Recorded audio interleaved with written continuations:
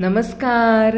तुमचं निशिसे लर्निंग या आपल्या चॅनलवर खूप खूप स्वागत आहे. आज माघ कृष्ण नवमी म्हणजेच रामदास नवमी, याला आपण दास नवमी असे सुद्धा म्हणतो.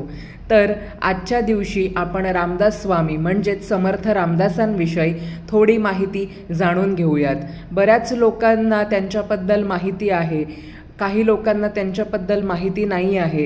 त्यामुळे आज आपण त्यांच्या चरित्राविषयी बोलूयात.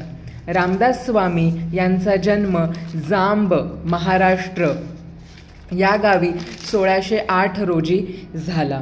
त्यांचा जो काळ आहे तो 17व्या शतकातील आहे. ते एक महाराष्ट्रातील प्रसिद्ध संत, कवी, आध्यात्मिक गुरु, फिलॉसॉफर होते. ते रामाचे अगदी परमभक्त होते. रामाचे दास म्हणूनच रामदास असं आपण त्यांना म्हणतो. त्यांचा जन्म जांब येथे झाला.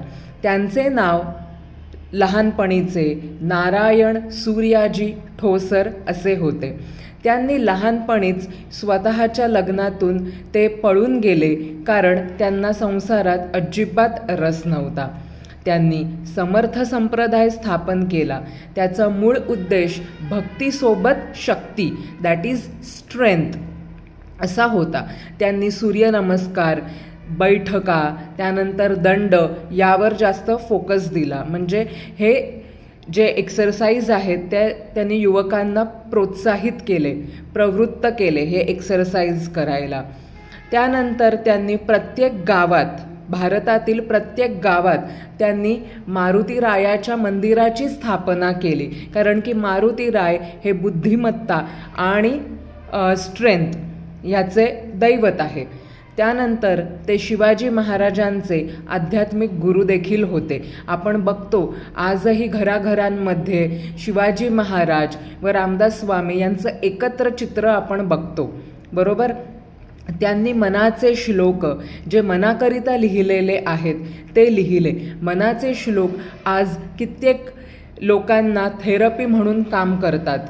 आपणही ते मनाचे श्लोक वाचले पाहिजेत.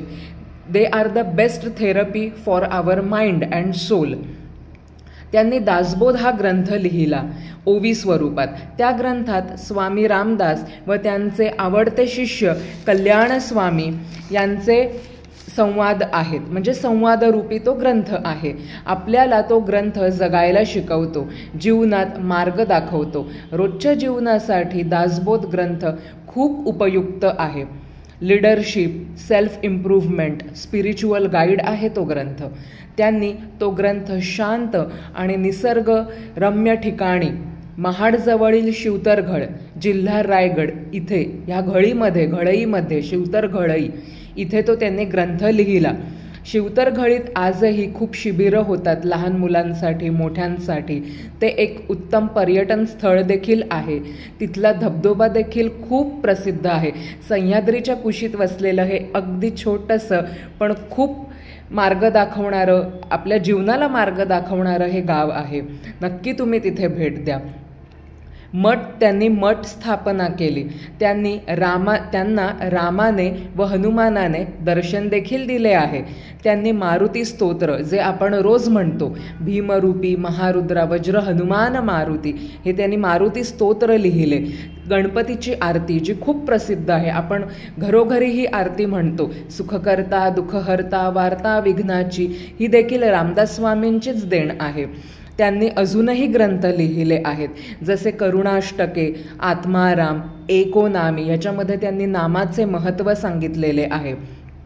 त्यांनी जय जय रघुवीर समर्थ हा मंत्र देखील दिला आहे. आज बैठकी असू देत किंवा प्रत्येक वेळेस रामाचा जय जयकार होत असेल तेव्हा आपण हा मंत्र जय जय रघुवीर समर्थ नक्कीच म्हणतो. आजही ह्या मंत्राने आजही म्हणजे आपल्याला काय मिळते तर inner strength, protection, spiritual energy मिळते. त्यांनी 1681 साली सज्जनगड, सातारा, महाराष्ट्र येथे समाधी घेतली. आजही हजारो भाविक तेथे दर्शनाला जातात. आपणही नक्की दासबोध व मनाचे श्लोक ह्या ग्रंथाचे ह्या श्लोकाचे नक्की पठण करूयात, वाचन करूयात व ते जीवनामध्ये आत्मसात करूयात. धन्यवाद.